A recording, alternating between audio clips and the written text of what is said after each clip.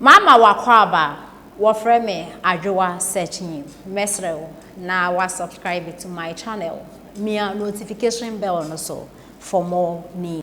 Anafi back opted members no ya trimu kakra because Uchino a cosmopolitan region and ya manaye say at the end of the day no ya benya obi bia amananswaile aka ho bia kasahoro no nti ya trimu kakra almost ya di nipa be 15 and they can one no ya co-opted members. Okay. Ati no me ka se mebodini na ebeko enti ma chiche mu obia oni ru obepre e de abua campaign no na se muwie nura no o ma se o madwumadi ase ano no ana o ma se o madwumati ase anesa because campaign team dey nya no greet mu a adwuma na ase na ma se no but near ewo on say and right your regional campaign team inauguration and the afse ne yebe sane akọ constituency and adwuma da yani su kakra na ye de yakodu electoral area and sana polling station but we share yen general secretary the community or the buy and with regards to this campaign team inauguration na express by the end of the month there now you are inaugurating all these campaign teams up to the polling station level. Right. Chama mami misa enra jumadi ya mwosise ye no. Na jumadi ya mwosise na mwode try former president na proba wadi aba oti region na anemu anase na mwosise tuwade da ada ne die nbebom. Yo, Mr. Gordon, I'm say nia yebeti nya kan say oba oti region na enye se amanyosem ne ya na yebeka say oh yede nia president Akufo-Addo abeya ma oti region ane nia yewura former president obi a wadi president pe adi vice president pe abeye de se de to so ne ni a nka meka se yewura former president de anka ye ka se obi wo fede se enwose wo si region bi ka se mekwa akoye campaign na nka wo se oti region kura de omnya sa akukuduro no se oba ababe campaign. Because media a DM na yewura Mahama ebeti media kire say oh yeah president of the republic no why am outimai this amanya abeka sasa abre na ye ntem mantam no ne bia ye no ye ntem mantam no kura na ye enclave na ye wo voter region meja me ameka say wo hwa abato na ye to mane course no me mo otifo so bo bebiri ya presidential votes ya pejem Ujin American Osha in terms of the nominal figures no kra. Ujin American ya pejamu say make me akas oti reading kra no. Enye NDC for stronghold. Even though yantime winning a single seat. But difference sabeda ye ne NDC temuno. Opening a shiny because that one ye kabum ye ni voter the then voter na oti enclave no. What the yen DP Akrakamwa. Now we're doing around 60,000 plus votes, putting the two together. But now Otim Kwano, yanya over 135,000 votes. And the amount presidential voters so up a gem, even though voter and war. Your friend is saying constituency to draw about 18 constituencies. But what say NDC force and why you're almost strong good voter number 118,000 votes. But Ankaneno, what did the two put the two together? Your votes and 100,000. One analysis I made, and she met me aka say, what if for Yaniso near President Akufo-Addo? I am my Nanya men coming in say, and net constituency be na ye NDC difference even though Yantimian winning, not difference I bet 250 votes. 118,000 votes.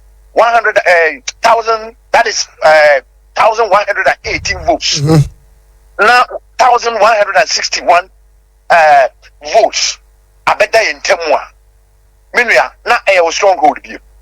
And you stronghold. Right. And maybe what GDA would form. Say any ma pa Akufo-Addo a mayen. A pine a whole a friend is saying region what yamayen. and then your regional administration block you there coffee code yare put the wuya and abama and near atwa pikakra but baby omoduro about 70 to 80%.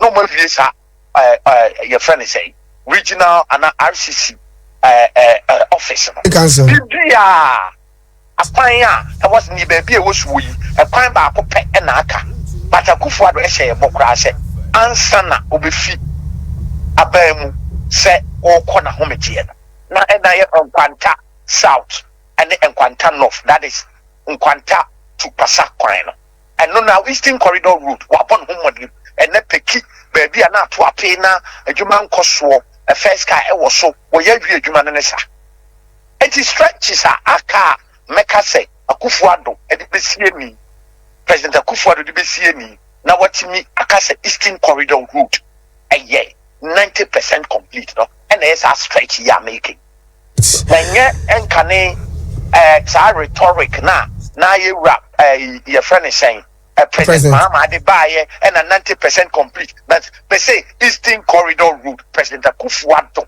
and ama abeye krabehe akotin so eka ho bi wo hwe sino hydro kwanya openi your vice president e became ebe kate salt na osabe den commission ye menu ya aeroplane crabit me to us akwan so asphalt papa bi enti ye ka say adwuma dia President Akufo-Addo abu adwuma papa e wuti mantem but ye think be ma bi wa ma me ye ni nyina yes Oliver Twist we are asking for more na nya ne sa dia Mahama die oni message e wuti region ha because all kono wa nya hwe amaye Chairman Evans Yaudapa, OT Regional Chairman NPP and Nedin Kuma Chairman no pay ebada se chioti fo nyina.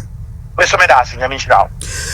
Arapai Yadin Komo OT region ya no ewo NPP amanyokuo no enhye ya omo yese ombetia break 8 no OT region asase ya wono ahwese campaign no obepa wontuma na atimi abone na ka Costello kasa ewo na niswade hu ene se odi agu fom ede ma wasa amafi is na so bibia beboma antimi amaso Costello okọ wasa amafi is ono ena NPP amanyoku ato abama na osi wadanamu ewo tia omo mveti nyina na otumu se enema ewo oti region no ewiase nyina num say oti region is rich but omambiara tourism koka den obetima rich but road network enya menua wo yedum into the road networks. These are the benefits we had as a regional of Mampenyi His Excellency Nana Addo Dankwa Akufo-Addo. Na be di akire Dr. Mahamudu Bawumia. Mrs. Rebecca Ohwe papa enkwaya papa dwen ho Oti region. De bia ya ne samaya no onwe ho. Esa se Oti region ada na be so. Yeda na se regional temaya no wanti de keke or spreaded the regional blocks across the whole districts now municipal districts now no. At least okwa nkwanta agric ho just kan education ho odu damaya sa no wahyeche ama region no eti enne region no esomfa so no ba kono no ema timi enya hoho eba area no enkoyese enkwa ne ehu ye ho sebi this year de bo mo modern ya yire ho na enu na wo ye bo no enu ana se be bo abanwuma ho waye no edaro and it is now say betimi dia breaki 8 and also as well let me amasis from the region but in na say one enti awie ekwan so wo te region waye omampanyi aye yen kwan na at least 70% there betimi de message so say wayi kwan na rastes ni nyina fi ho oh sir yes yes me je sure say mo wo ehun video